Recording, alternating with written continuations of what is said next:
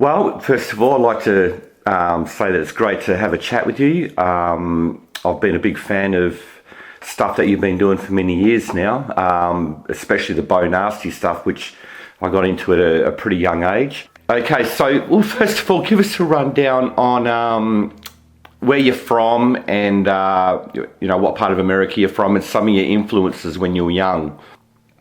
Okay, well, I was born in 1964 in Northern California, and we moved to Southern California, like Ventura County, which is about 45 minutes from LA, in 1971 when I was like 6 or 7 years old. Yep. And I got into, in the 70s, I started liking bands like Kiss and Led Zeppelin and Ted Nugent, and I wanted to get a guitar because of that.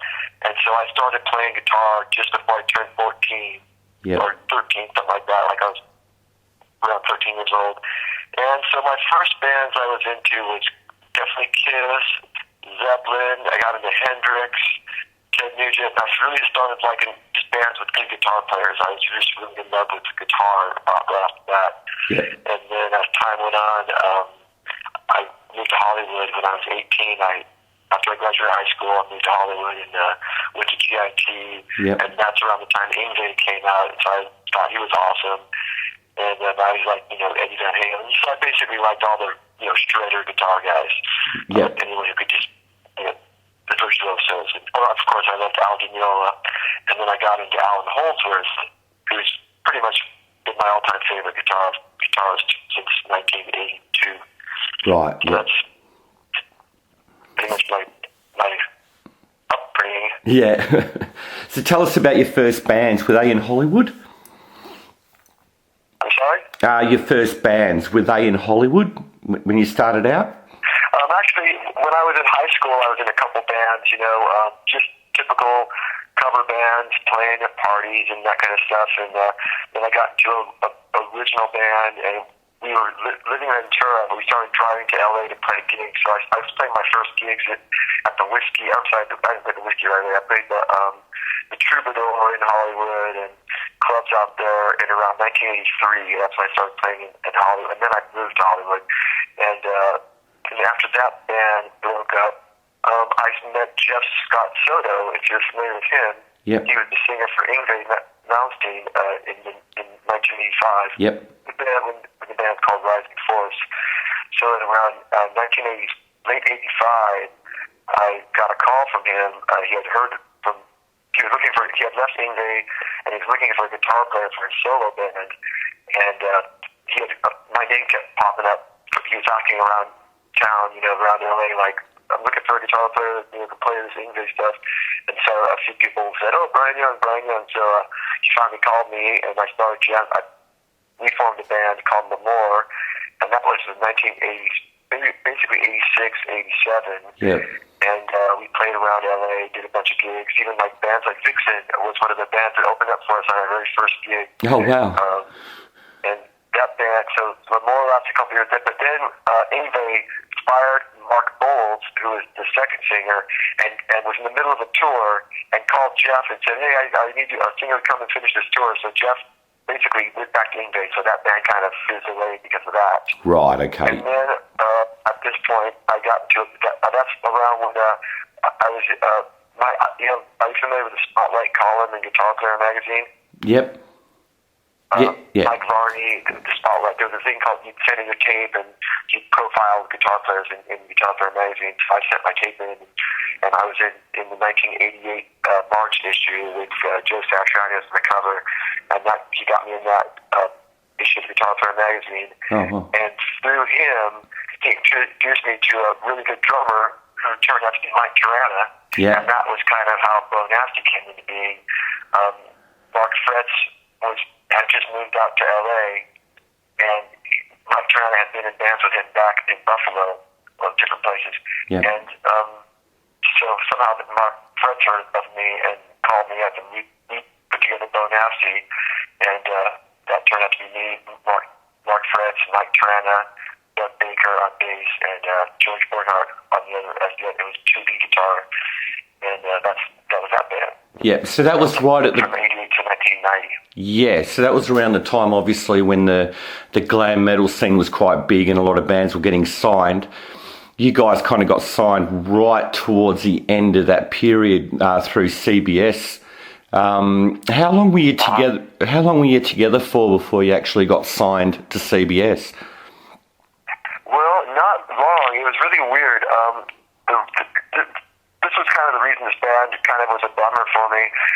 Was that Mark? Somebody in LA had heard a tape of Mark singing, and Mark was living in Minneapolis at the time. Yeah. And they thought his voice was amazing, and they flew him out to LA, and they started putting a band together with this guitar player guy, and they had interest from Atlantic Records. And but then this guitar player wouldn't sign a management contract that these guys who were putting the money into the thing, and the guy just refused to sign a contract, so he basically they kind of said, okay, see you later. And now Mark is sitting here in LA, doesn't know anybody except his old drummer Mike Trana, and he's got interest from a record label who thinks he's an amazing singer, but he's got no band. And then that's when he got my number from a mutual friend. We started writing songs, and the first demo that he had done with the previous guitar player, they had said that the songs, they said that it was good but not great. They didn't have the songs, and that's why the guitar player was all upset and quit, because he was saying these are hits, blah blah blah. Yeah. So we just wrote another batch of songs in fact, that's when George Bernhardt came. So it was me, Mark, and George Bernhardt, and we were just basically doing demos now. It's already the record interest was already there, and then the guy from Atlantic went to CBS, and that's why we ended up on CBS. Because that guy, so for a little while, we kind of couldn't say anything because this, what do you call it, when a person has he was like just an ethical thing. We had met the guy while he was at Atlantic. Yeah. And so if he had signed us at that point and he couldn't take us to CBS, I don't know all the legal stuff, but it was just so anyways, but we did another demo, and they liked it, and then we got the deal. So we didn't play any gigs. Yeah. And we were basically a demo tape band. And then that's when we got the Mike Trana and Baker, and then we just spent a year writing songs. And this was another frustrating thing for me, was that I was a guy that had been playing live my whole life. I was used to doing a couple hundred shows a year, or at least 100 shows a year. Yeah. And suddenly I'm sitting there writing songs for a year without playing any gigs. Mm-hmm. And I wanted to do shows, but the lawyer of the band, he called me up, and he was a big lawyer too. He handled the Rolling Stones and Bette Midler and these big movie stars and stuff, and he was a big deal. Yeah. And I basically got this phone call from him that said, I heard you want to play gigs, but you guys have a record deal, and all those bands on the Sunset Strip are trying to get signed. He goes, so if you don't like it, you can leave, basically. Oh, wow. Hey guys, just take your place. And I'm like, okay, I'll stay. Yeah. I just shut my mouth, and so it was really weird the way that we wrote like 30 songs, demoed them all up, and then had a big meeting, and everyone's picked 10 songs that were going to be on the record. Yeah. So it was kind of a bunch of guys around a record deal, so it didn't have that feeling of a band. It was really like, where we were making decisions, and then the record deal. I don't explain it. The record deal was the core, as opposed to a band being the core, and then getting a deal. Yeah. So it was kind of a lot of frustration, in the business side of it. I can imagine. But, it was my first record deal, so I was, excited. And I was like, okay, well, got to give it a shot. Yeah. So that was that. So once you got signed, obviously you did the video clip for Shake It. Was there much touring done after that? Because, I tried to keep up with what you guys were doing at the time, and being in Australia, it was actually pretty hard to really find what was happening, and I was getting very little information. But after the record had come out, did you actually end up doing much touring at all? Well, we first toured with Loverboy. We went out on we did a U.S. tour with Loverboy. It was basically, for them it was small, because they were doing 1 to 2,000 seaters, because they had been doing, they'd been really huge in the 80s, and then they wanted to do a club tour. Yep. So we opened for them on a club tour, and that was pretty much around the country. And then we had a few weeks off, and then we did a little mini tour of our own, going up to the West Coast, up to Washington, Oregon, and stuff like that. Yep. And then after that, we did a tour with Love Hate. Do you remember that band, Love Hate? I love Hate, yes. Yeah, we toured with those guys. I loved them too. I used to go see them in clubs in L.A. before they got signed, and I remember I was going, oh, these guys are going to get a deal for sure. These guys are awesome. Yeah. So we did a tour with them, and then the last day of the tour was in New York City. We played a club. It was July 1990, and at this point, I was really not happy at all. Really, it was Mark's record deal, basically.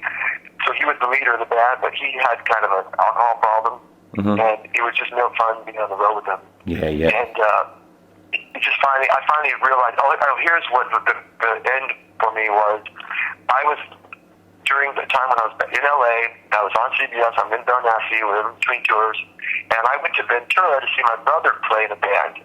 And he was, in his band, they were all just local guys, they all had day jobs, and they played for fun on the weekends. I went to see their band, and I loved their band, and they were having a lot of fun, and I looked at them, and they were all happy, and I thought, look at these guys, they're working day jobs, and they're happy, and I'm on CBS, and I'm miserable. Yeah. And I just go, I felt this is all backwards, I'm supposed to be the guy that's happy, they got day jobs.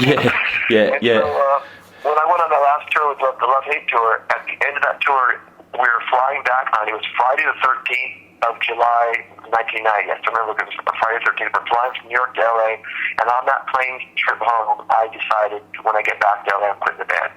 Right. And so we got back, and I didn't quit right away, but I was demoing songs. And here's the other thing. I was into Jane's Addiction, Soundgarden, and a lot of different bands, so I wasn't really into the hair metal scene, and that was kind of what we were doing. Yeah.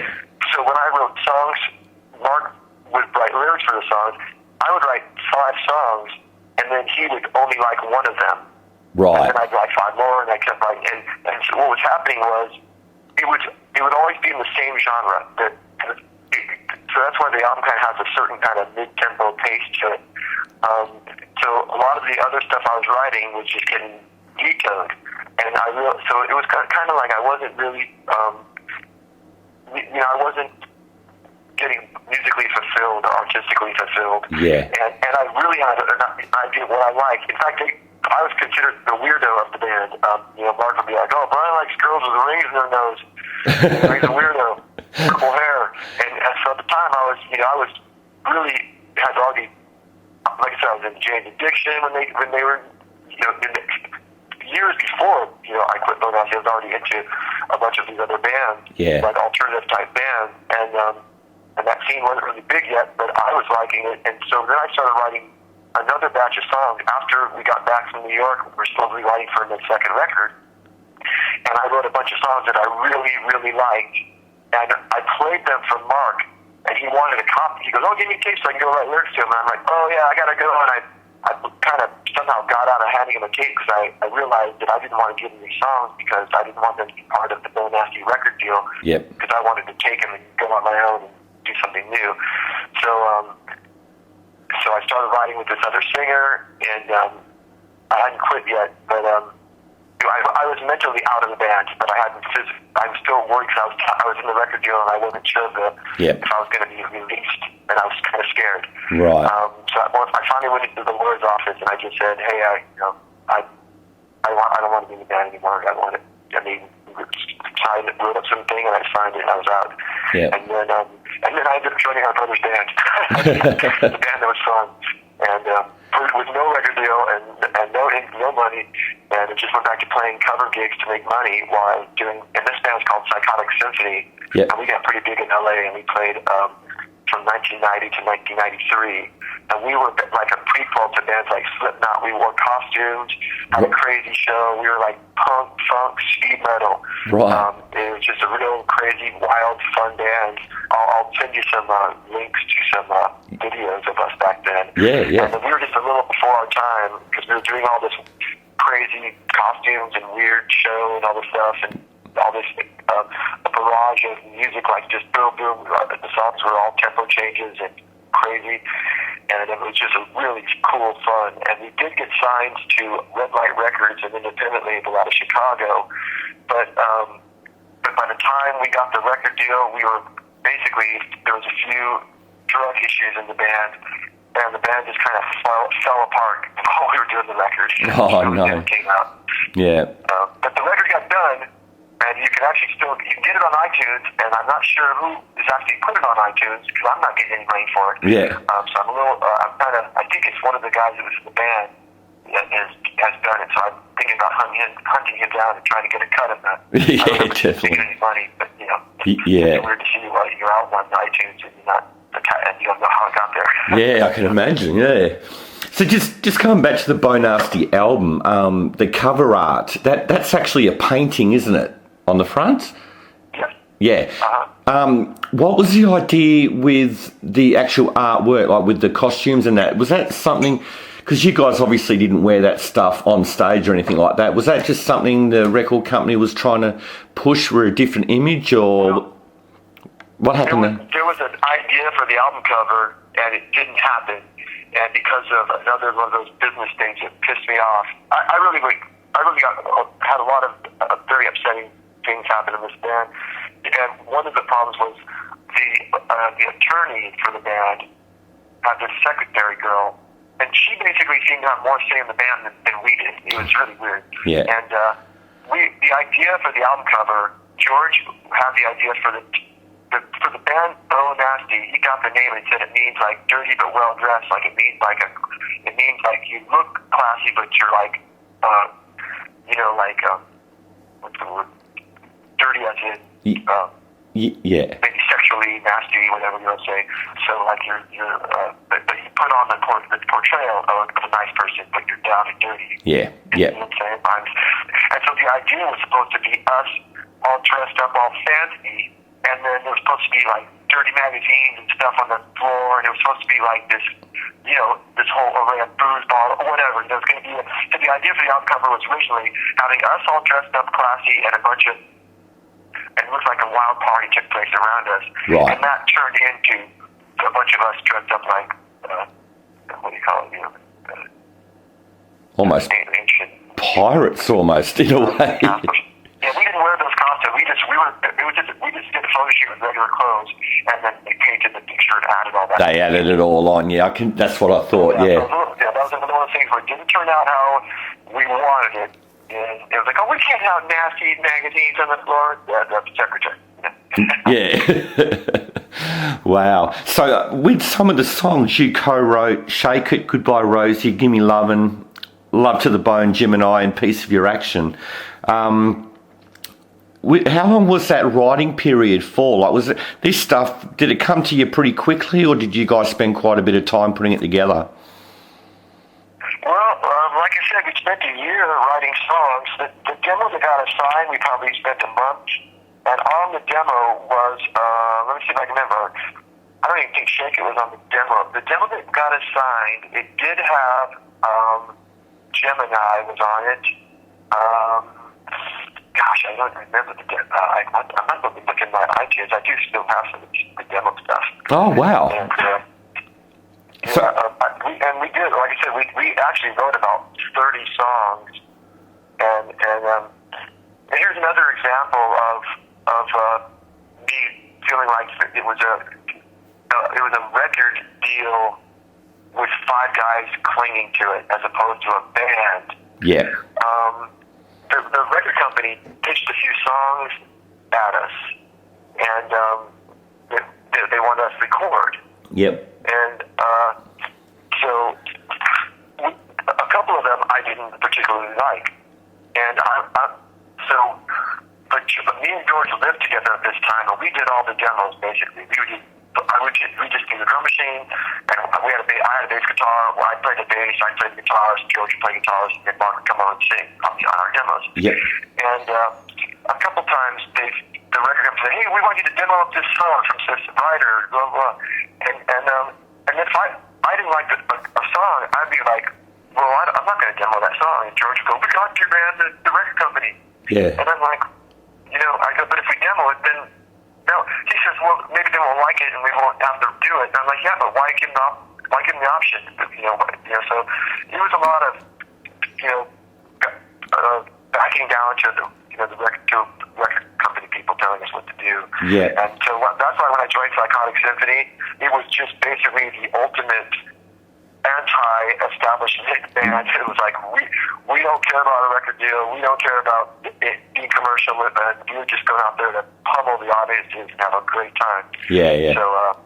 So was I don't remember was the song "Make a Wish" one of those songs that you were talking about? Because I looked at that and that had a complete different writer on it. Yeah. And obviously, I'm actually friends with that guy who wrote that. That's Jesse Harms, who's Sammy Hagar's keyboard player, who wrote that song. Right. Okay. So Yeah. that was one of the songs that I didn't fit our band, and there was a few others that we demoed that didn't get on the record. Yeah. And "Love Potion Number 9", was that an idea from the record company as well? I'm sorry? Oh, "Love Potion Number 9", was that another idea from the record company? That was actually George. George had an idea. George, basically, at some point, I think George used to play it in a cover band. Right. And he thought it was a cool, fun song to play, like he had just rocked it up. And he said, "Hey, man, we can do Love Potion Number 9. And we said, "Oh, let's try it out." And we did like playing that one. It was fun. It's actually a really, really good version of it. I love it. It's yeah, I mean, I never really got into the original, but the version you guys did is just great. It actually fits on the album really well too. Yeah, I do like the record, even though, like I said, I was a little bummed out about Make a Wish. I even like Make a Wish. My favorite guitar solo of mine on the whole record is the solo for Make a Wish. Oh well, there you go. I think that song should have been on the record. I just love the tone I got on that, just the feel on that solo. The whole record, that's my favorite solo. Yeah. And tell us a little bit about the video clip to "Shake It." Where was that filmed? And just give us a bit of a rundown on that day or the 2 days you did it. It was filmed in LA at some soundstage. I couldn't even tell you, to be honest with you. I don't even remember. It was 1989. Yeah. It was just, they just gave us an address, and there's so many sound stages in LA all over the place, in movie studios. Yep. So it was just some place that they just said, "Hey, here's where the video shoot's going to be." And it was a one-day thing. We get there, and they already had the stage all done up and everything, and everything was ready to go. We just basically spent 12 or 15, I don't know, from 8 in the morning till midnight, doing the song over and over again. Yeah. It was pretty easy, yeah. Yeah, it's a very cool clip. I mean, just the way all the staging set up and all the lighting trusses all kind of up and down and the girls and all that. It actually is I find it to be quite an entertaining clip compared to a lot of stuff that was coming out at the time, which was quite cliched. But I just found it to be, when I first saw it just blew me away. It was, because I love that song anyway. It's so... We had a lot of fun. We got there, I was like, "Wow, this is big time. This is cool." Yeah. And I can tell you one funny thing. That stage, the whole stage that went up, like ramps and everything, it was all like graded metal, so almost like if you're walking over in the gutter, like it's the grading that you can walk over that's got holes in it, Yes. And every one of us fell down on that thing at least one time. There you go. During filming. It was real hard to move around that stuff. And like one guy would wipe out, then later on another guy would wipe out, and later on I would wipe out. It was like, I wish they had all that. I wish I had the outtakes of that. Awesome. Falling down. Yeah. So obviously, Beau Nasty, you pulled out of the band, and the band pretty much fell apart once you left the band. Is that what happened, or did they try and get someone else in? Yeah, it pretty much was falling apart because I think that it was, like I said, because the thing wasn't, when a band gets together and writes songs and goes out and starts playing and doing shows for a couple of years and then gets a record deal, there's a certain the band as a real tight unit. Yeah. And because our band was kind of put together around the deal, we didn't have that something that makes a band want to, really hang in there, Yeah. And so after I knew that Mike Tirana, and he's an amazing drummer. He's he's out living in Germany, I think now. Yeah. Doing all kinds of good stuff. He wasn't happy either, I remember, and I think after I quit, he quit pretty quickly, and he ended up right away playing with Tony McAlpine. You're right. Okay. That guitar. Yep. And then after that, he went to Ingve. Right. Okay. So he played with Tony McAlpine, then he played with Ingve, and then I don't know what he did after that, but he's been working nonstop. Yeah, I think he's playing in Master Plan, Riot. There's Rage. I think is the other band he's been playing in on and off over the years. Yeah, he's actually got quite an extended catalogue of stuff that he's done as well. Yeah, and he's an amazing showman. He's so fun to watch, man. He's such a powerful hitter and just looks cool when he's playing. He's just got a really awesome look. Yeah. So he's really funny. And he's also like one of the funniest guys I've ever met in my entire life. Right. It's a one-man comedy show. Yeah. And what was Mark like? I mean, you said he had a bit of a drinking problem, but was he? I guess a lot of singers have got that kind of vibe about him, but.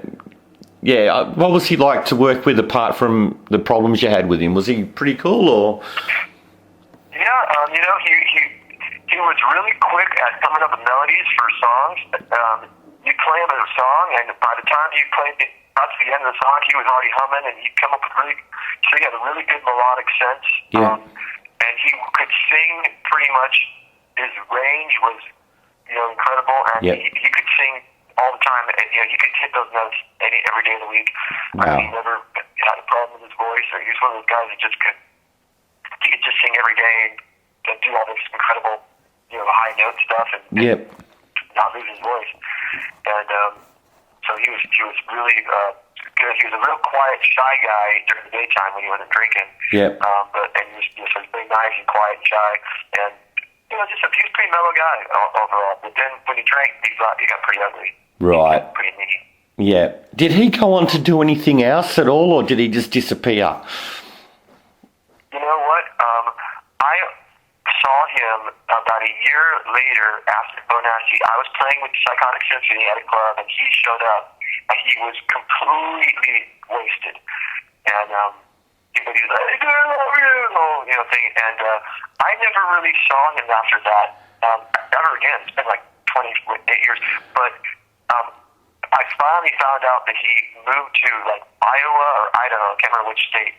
George told me, and he basically bought some kind of a fish farm. Yeah. And he just doesn't do music anymore, as far as I know.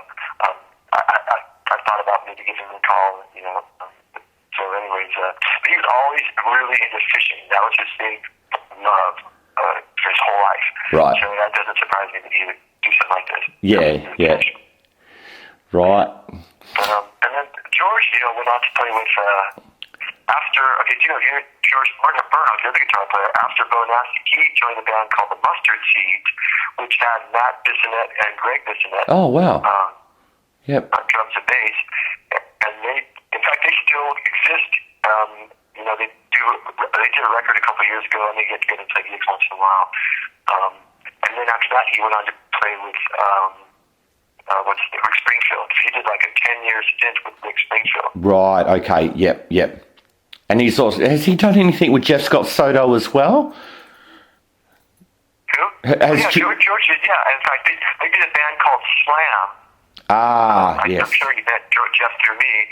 A couple years after Beau Nasty, they did actually a band called Slam. Yep. And I think they did a record, I'm not sure. Right. You heard about that? Yeah, that rings a bell because I do follow Jeff Scott Soto stuff quite a bit, and that name definitely does ring a bell with me, yeah. That was that before, that would have been way before Humanimal and all that stuff, isn't it? We're talking 90s? Yeah, it was somewhere in there, yeah. I played on one of the, I also, you're familiar with Talisman, right? Yeah, that's right, I've got this. Yeah, I've got it. Yeah, I did one of I did one of their last tours. I think I did on tour. Was it their farewell tour? I don't know. They didn't, it didn't end up being their farewell tour, but I toured with them in 2007. Right after I was still playing with David Lee Roth. Yeah. And Dave, let's see what was happening at this point. I think this is when Dave was trying to. They were back. He was back in Van Halen. I could be wrong on this. United States. I think he might have got back and did a one-off with Van Halen, I think. At what point? Oh, sorry. I think David Lee Roth ended up going back to Van Halen for maybe a show or a very short tour, and it didn't end up working out, and he pulled back out again, I think, around that time. No, because when he went back, because I played with him from 2002 until basically I was in the band until 2008, even though he was back in Van Halen. But so what happened was in the end of 2006, we were just finishing a tour. I think we were in Canada. It was the end of the year, it was like November, and Dave goes, and we were just all getting ready to. It was the last show in the dressing room after the gig, and we're getting ready to go back to our tour bus, and usually we don't see Dave after that. We're gonna hit up the airport the next day or whatever. And Dave goes, "Hey, I just want to let you guys all know so you don't hear it on the internet. I'm going back to Van Halen." Yeah. And we're like, "Wow, awesome." We're all stoked and giving a big hug and everything.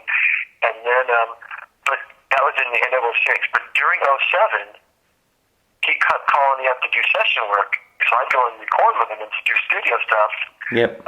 Just because he liked to record songs for fun. And what happened was Eddie Van Halen, they were booking the tour in '07. I'm trying to get these dates right. Yeah. I get the year off here. But Eddie was basically. They did a photo shoot with, and Live Nation paid it was like a $50,000 photo shoot, and Ed showed up totally drunk at noon. And by 3 o'clock, Eddie was gone, and no one could find him. And they freaked out, and they were like, "We can't put this guy on tour." And they said, they pulled the plug on the tour, and they said, until Eddie does a rehab stint, there's no tour. So Eddie went into rehab, and I went back recording with Dave again. Right.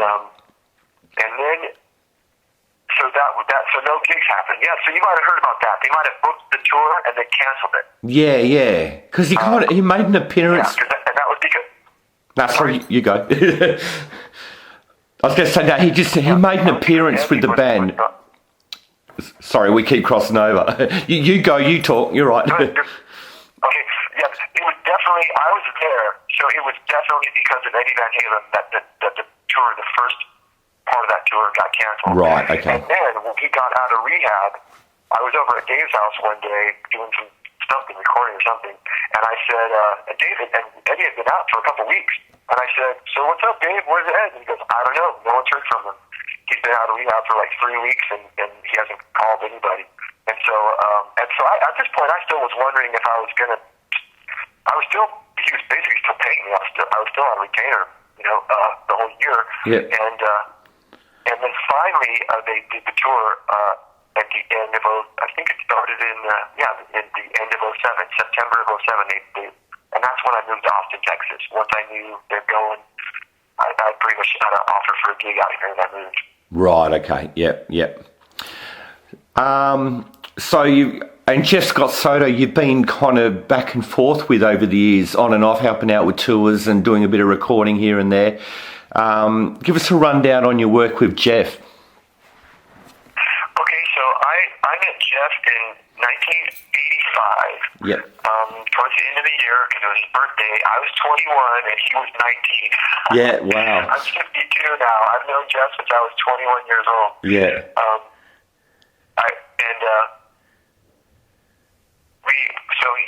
He got my number from somebody. We put that band together, the Lamore band. We wrote a bunch of songs, demoed them up, and he went back to Ingve. Yep. Then when he came back, I didn't work with him for a couple of years, but we were always friends.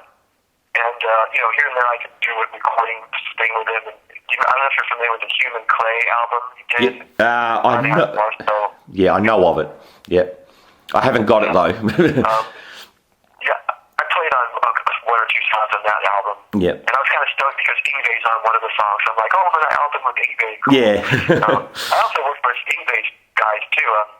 Jens Johansson, the keyboard player, and Anders Johansson, the brothers that played on the first couple Ingve records. Yep. I did some recordings with those guys back in the day. Right. And it was kind of neat to get to jam with them.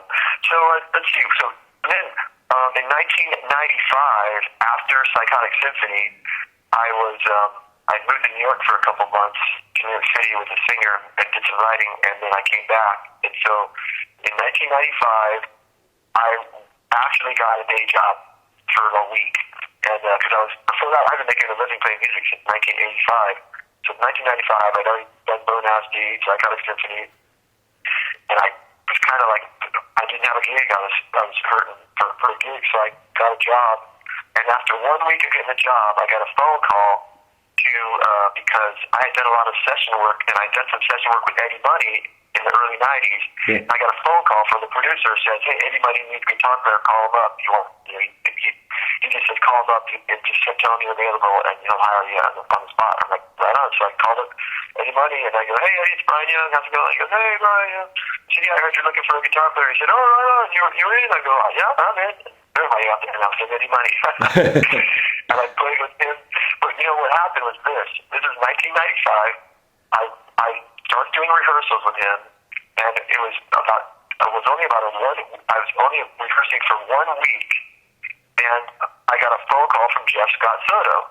Yeah. And Jeff Soto asked me what I was doing musically. I said, I'm playing with Eddie Money. He said, well, have you heard of this thing called Boogie Nights? And I said, I don't know, what is it? He said, it's this disco band, and they play all over LA and Vegas, and it pays really good, and it's steady work. And I said, steady? And he said, it's booked year round, gigs all the time. And I'm like, wow, because Eddie Money was like, going to go out and do a week here, for 2 weeks, do a week there, and I just needed a steady gig. Yeah. So I basically, I didn't even, after 1 week of rehearsal, I just left Eddie Money because I needed to make a living, basically. I didn't think that Eddie Money wasn't going to be full-time enough for me to work. Yeah. So I did this, and so me and Jeff Soto started doing this basically the cover band that played all disco songs with costumes in the show. Yeah. But, we were playing 4 or 5 nights a week, and doing LA and flying to Vegas, there's 2 shows in Phoenix, and, it was good money, so like I said, I just needed to be working, so. Yeah. And that was, so Jeff and I did that for a while, then he got kicked out of that band it's part of a big company called Perfect World Entertainment.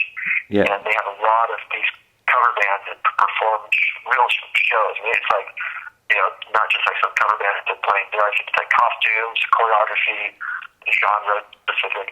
Yeah. And so I'm actually still in that company, Perfect World Entertainment. I've been with them since 1995. But the cool thing about it is, like when I got the David D. Roth gig, I can go off and tour with Dave, and then I come back, and 2 days after I'm home from touring with Dave, I'll call up the guy from Perfect World Entertainment and say, hey man, I'm back in town. And he'll go, hey, can you play a gig on? And he puts me right back to work. Oh, beautiful. So that's why I stayed, with this company. It's just, and that's, in fact, I've been in Austin to work doing gigs for Perfect World Entertainment.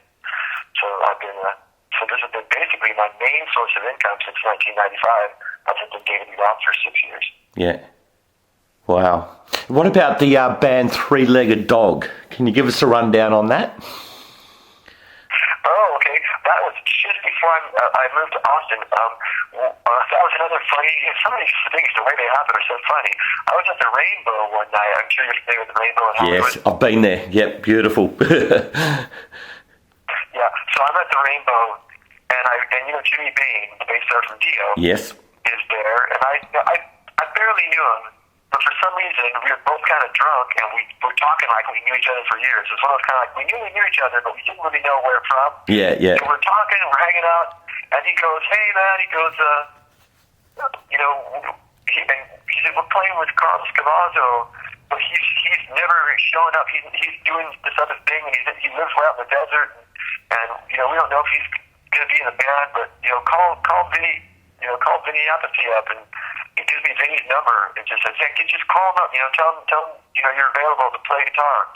So I'm like, okay. So the next day I called up Vinny, And I'm like, hey, it's Brian Young. I got your number from Jimmy Bain, and he said you might be looking for a guitar player. And he said, yeah, And it turned out he lived on my block.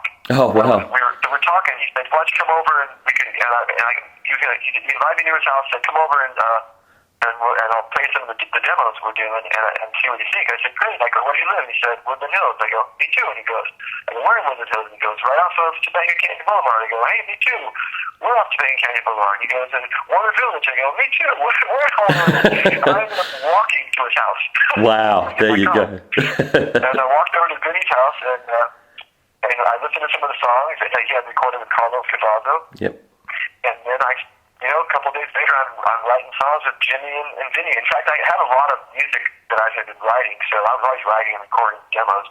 So I brought over a bunch of stuff I'd already been working on that I thought would fit what I heard them doing, And we started writing songs together, and then we recorded. We went to Jeff Pill. We recorded all the demos at Vinny's house, But then we went to Jeff Pilson's from Dawkins. Yeah. He had a pretty good studio at his house. And so we recorded the record at his house, and that was fun and cool, and I liked those guys. But it was another one of those things where, I was doing all kinds of gigs to what I could do to make a living at the time, because Dave was going back to Van Halen, so I'm just trying to drum up work. And then I got an offer in Austin. It was a full-time gig that booked up a year in advance, and I came out here and. So I basically left Three-Legged Dog, but we weren't really doing any gigs, We just did the record, and then everyone was working. Like, I think Vinny did some Heaven and Hell gigs, and Carlos was doing this thing with this thing called the Hollywood All-Stars, which was just a bunch of guys from different famous bands Yep. who got and do these jam things. So, we're all just kind of like, it's kind of difficult when everyone's got to do 4 bands to make a living, Yeah. That's kind of what was going on. So it was getting hard to do anything, with Three-Legged Dog. We had an offer to go to England, and it was really low money. It was almost going to be like a month in England and come back basically broke, because it was going to be just enough money to pay for itself, Yeah. And I was like, going, man, I can't go out. I can't do gigs for no money. I got a mortgage, Yeah. So it was just one of those things where we couldn't really, we just kind of fell apart, I guess we were to. So, but I moved to Austin because, like I said, I just got to go where the work is, And Yeah. I've been out here since, I moved here at the end of '07, and I've been doing 225 shows a year in Austin, Texas. Wow. Around Texas, I should say. Yeah. We played Dallas, Houston, Corpus Christi, San Antonio, Austin. We got a circuit. My calendar's booked till the end of 2017 right now. Wow, that's awesome. That's why I came out here, because I'm just at that age where I just need a reliable income and work. Yeah. I don't want to. So the bummer is leaving LA. I got to do so much fun stuff in LA. Like get to jam with Billy Sheehan. We did a little side band. Me and Kim McGrath-Luzier who's now with Korn. And so I get to play like fun parties for like movie stars. We used to play at movie stars' houses for parties and things like that. So that's but what makes up for it is the fact that my calendar's booked till the end of next year. So that's the trade-off. Yeah.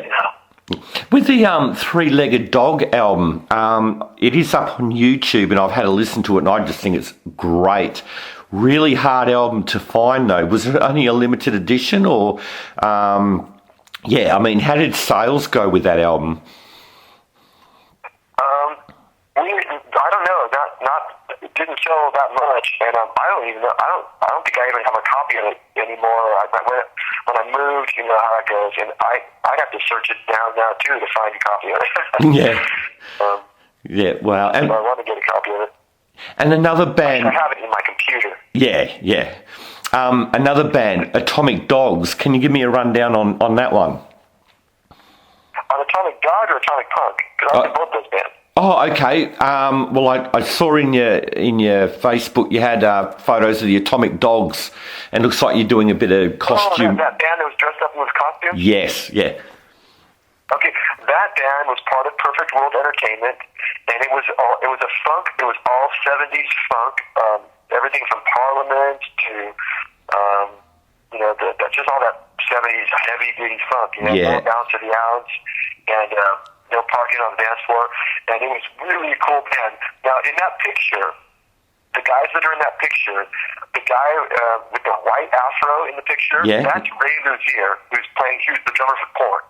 Right. He was the drummer with David Lee Roth when I first played Dave. But that picture is from before either of us played with David Lee Roth. So that was from like 1997, 98, somewhere around there. That's when that band happened. I was in that band. That was one of the many bands I was playing with at the same time between 97 and 99. And that singer in that picture, he's the guy wearing all the black with the long, he's got like a long black coat on, I think, in that picture. His name is Joe Retta. He now sings with The Sweet. Oh, wow. So so that guy's in The Sweet now. And then I'm the guy in that robot outfit. Yeah. The guy who looks like the robot. And then the guy in the big baby suit, he's a bass player guy, and he hasn't done any big gigs. I don't know if he actually, I think he kind of quit music and he's a real computer nerd guy. Right, okay, wow. And what about... what's funny is I left that band. What's funny is I left Atomic Dog to join the Atomic Punks. Right, okay. Wow. It's a tribute band. And have you heard of them? Yes, I have, yeah. Is that's not the same band that the guys from Steel Panther initially were in? Yes. The singer from the Atomic Punks is now the singer in Steel Panther. Okay, gotcha, yeah. He was doing a band called Metal Shop at the same time that he was in the Atomic Punks. Yes. And Metal Shop was him and Russ Parrish, who's Satchel. Yeah, Satchel, yeah. He played in Fight. Yep. I'm sorry, you got up there for a second. What'd you say? He also played in Fight with Rob Halford. Exactly, yeah. And Russ was also in one of our disco bands in Perfect World Entertainment. Oh, wow. He was playing disco in a band called Booty Quake. And so we knew each other since 1995. Me, Russ, all those guys in Steel Panther were all in Perfect World, and I played with all of them in different bands over between 1995 and 2005. In fact, when they were called Metal Shop, I used to be Russ's fill-in. When he would take a night off, he'd call me and I'd go fill in for him. And then when I was in the Atomic Punks, he replaced me. When David Lee Roth stole me out of the Atomic Punks, Russ became the guitar player in the Atomic Punks, and then he was in for a while, and then he left, and then they got the guy that's in the band now, Lance. Right, wow. There you go. There's definitely a circle of musicians that we're all around the same, area, doing the same stuff, knowing each other, and working together in multiple different projects over the years. Also, I noticed you're friends with Brent Woods, who I got to hang out with last year when he came over to Perth with Sebastian Bach. Brent's also from that same scene, isn't he? From the LA scene. And how do you know Brent? Did you guys play in any same bands together, or? No, we were never in a band together. I met him when did I meet that guy? Let me think. It probably was the 80s when I met him. Yep. Like the late 80s. And honestly, we'd have to ask him. I don't know how we met. I can't even remember. It was so long ago. And I've never been in a band with him. But, I think that I might have played in bands with the guys that he also played in bands with. Yeah. And I think that's how we knew each other, from mutual, I think the bass player I jammed with, he was in a band, I think, was Brent in a band called Wildside for a while? Was he in that band? That rings a bell, yeah. I think so, yeah. Yeah, because I think that a bass player that he was jamming with in a band, I ended up in a band with, and then that's how I got to know Brent, something like that. Right, gotcha. So tell me, what was it like to play with David Lee Roth, and how was the feeling you got when you were told that you were in the band with him? Well, when I was in the Atomic Punks, first, the guy that I replaced in the Atomic Punks, he got in David Lee Roth band. Right. So the reason I got in the Punks was because Dave basically stole their guitar player. Right. And so I got a phone call from Ralph, from the, his name is Ralph Sainz, right? Yeah, the singer. Yeah, yep. Okay, yeah, don't call him Ralph. We call him David Lee Ralph. I knew Ralph because I was doing gigs with him, the disco band stuff, and he called me one day and he just goes, "Hey Brian, our guitar player is just joined David Lee Roth. We need a guy. Can you play the Van Halen stuff?" And I said, "Yeah, I can do it." And he said, so I had like 10 days to learn their whole set and start playing as a permanent guitar player for them. And it was supposed to be for 3 months while Bart Walsh was on tour with David Lee Roth. Yep. Well, about 3 months came and went, and he was still out with Dave. And then time went on, and as time went on, I was basically losing opportunities for other gigs because of the punks. So I started saying to Ralph, I said, "Hey, man, am I the guitar player in the band now? Because, this guy's been gone for 6 months. I mean, if he just comes back, are you just going to kick me out now?" Because it was becoming like I was becoming the guitar player at all the shows, but he kind of got to know me. And after 6 or 8 months, I was kind of thinking that what's going to happen when this guy comes back? Yeah. Because once again, I'm just worried about my making a living.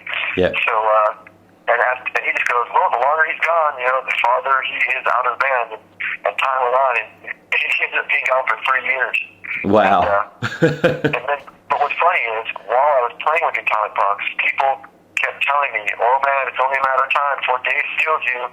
Because, I was playing stuff better than that other guy that Dave took from the Atomic Punks. So a lot of people kind of saying, "Wow, I can't believe," they kept saying, only a matter of time, it's only a matter of time. And I'm like, "Yeah, well, it's not going to happen, it's not going to happen." And then in 2002, my phone rings, and it's Matt Sensio, David Lee Roth's manager, and he goes, "Can I speak to Brian Young? This is Matt Sensio from David Lee Roth." And I'm like, "Oh, here's that call there." Here we go. It's going to happen. Yeah. And so I get the phone call, and I'm like, "Wow." And he goes, we're booking some shows this summer, and they had fired that other guy. And he said, "Would you be interested in coming down and auditioning and check it out?" And I said, "Sure." So I had been playing the Atomic Punks, Van Halen songs for 3 years, so I knew everything, and I was completely warmed up. It wasn't like I had to learn a bunch of stuff at the last minute. So I went into the rehearsal place with Ray Luzier, who I already knew, and James Lomenzo, and I jammed a bunch of songs for the manager. And then he told me, he said, "As far as I'm concerned, you got the gig, but it's up to Dave, so can you come back, next Tuesday and have Dave watch you?" And I said, "Sure." So I came back the next Tuesday and played the songs, and I played in front of Dave, and he just sat on the couch and watched, and he just came up and shook my hand and said, "Looking forward to doing some shows with you." And I'm like, "Right on, I got the gig." Awesome. And I was pretty stoked. I can imagine. And then I called the Atomic Punk guy and just told him I got the David Lee Roth gig. And it was only for a couple of shows. Dave only had 2 shows booked. He just wanted to hire me to play 2 shows. Yeah. And then they basically said, "Don't do it, we don't want to lose you." And they offered a big pay raise if I just would say no to David Lee Roth. And I'm like, man, I'm just like, man, I've been playing guitar for 30 years to say no to David Lee Roth, or however long it's time. Yeah. So anyways, I did the gigs, and of course, like they thought, it turned into tours and the whole deal, and I ended up having to quit anyways. Yeah. So, but playing with Dave, he was pretty amazing. He was, he's no one like that guy, and he's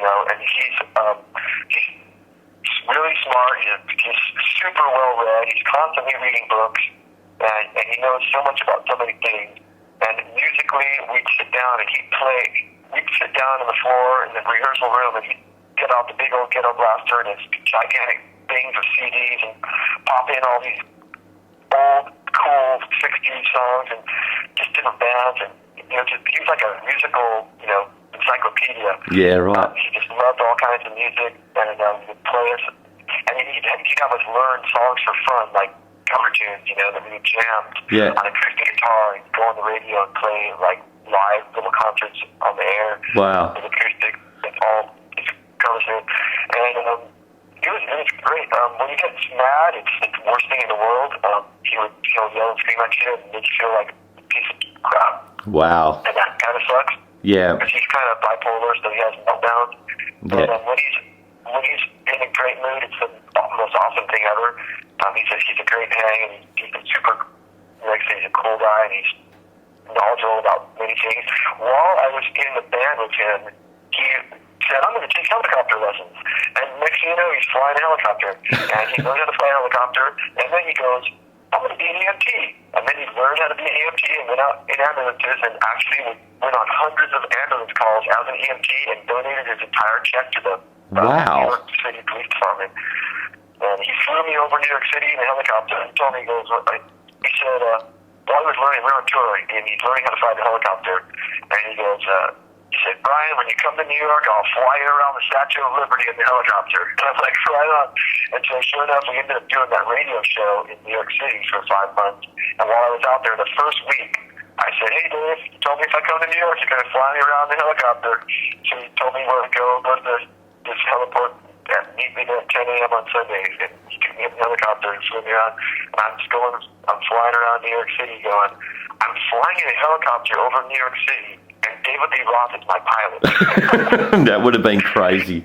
I was like, this is amazing. It was just an amazing moment. Yeah. So I got some photos of that too. Wow. But, so what do you... Pretty cool. And, and we got to do some fun shows, got to go around the world, different places. Didn't make it to Australia. We actually had offers in Australia, but it was so expensive. Dave ended up not doing it. It was just one of those things where getting our gear. A lot of bands go out, they probably rent a lot of gear. Dave has to bring a lot of our stuff, so it gets really expensive.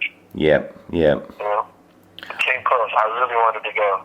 Yeah. Well, hopefully you'll get to come down here at some stage. It'd be great to catch up with you and see you play live down here. But yeah, so give us a rundown just to finish off. Give us a rundown on what you're up to now and what the future's looking for at the moment, like what you got planned for the future. Well, I'm currently working with a band called the Spasmatics, and I've been out here in Austin for 9 years, and it's so full time. I barely have any time to do anything else. And like I said, my record out here is 17 shows in 18 days. We usually do about 4 shows a week, sometimes 5 or 6. We're working our butts off. We travel kind of a lot, but we come home most of the time. We're 3 hours from Dallas, we're 3 hours from Houston, we're 3 hours from Corpus. Yep. So normally after any of those shows, I'll come home unless we're playing more than one show in Houston. So I try to come home because I'm with my girlfriend. We've been together for 3 years. I'm 52, my girlfriend's 48, and I like that I'm not on the road in a tour bus. Yeah. For 4 months at a time nowadays. I'm not saying I'm definitely going to stay with the Spasmatics as long as I can. It's like I said, it's fun. It's cover stuff, but it's a living. I look at it like we're like a Broadway show. Yeah. We're doing a Broadway show, and I don't like to. But if this thing comes to an end, I would definitely put my feelers out because that's what usually happens when I'm looking for a gig. I just call up all my musician friends in LA and all my my old guitar techs because they always know what's going on and who's looking for musicians, Yep. And there's always something around the corner. So maybe a few years down the road, something like my buddy plays, like for example, Jeff Pilson. He's playing with he's with Foreigner, and then my friend Ricky Phillips, he's playing with Styx, and then Dave Corn. So I have a lot of friends that are doing these gigs where they're not the original guy, but it's a good gig, that like how I did with David Roth got to tour. Yeah. Jeff got to tour with Journey, for 6 months, and those are always super cool. Yeah.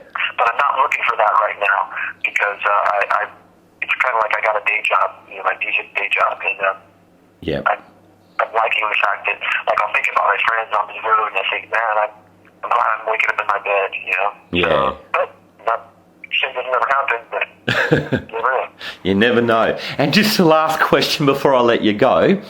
If Mark Fretz rang you up today and said, I'm putting Beau Nasty together for a tour, what would be your answer?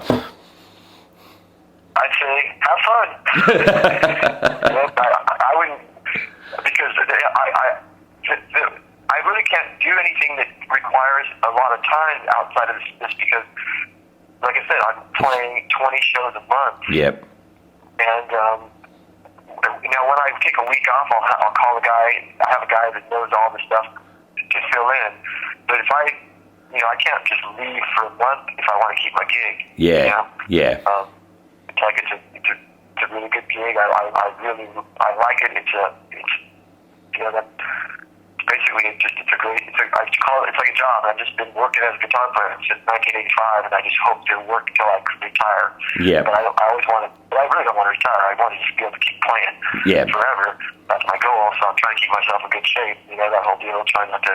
Because once you're in your 50s, you start seeing a lot of people. A lot of my friends are going away, and it's a little scary. You know. Yeah. My guitar player buddy that I went to GIT with died at 48.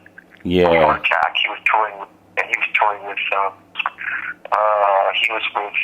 Starship for the past 10 years, and he actually died after a gig in the dressing room. Wow. This is like a year ago. This guy, I was GIT with this guy, and it's like, I feel like that wasn't that long ago, and I'm like, man, you know, here we were, I was 21 and he was 19, 2 years younger, and now he died. We're already around 52. Yeah. I just go, man, it's crazy how quick, you know, life goes. Yeah, absolutely. That's the healthy. Yeah. Well, Brian, I want to thank you very much for taking the time out for this interview, and it's been a pleasure and great getting all the information and all the goss on all the stuff that you've done. Yeah, again, thank you very much. Well, great. No, thank you very much. It was really fun, and I'll be in touch with you on Facebook.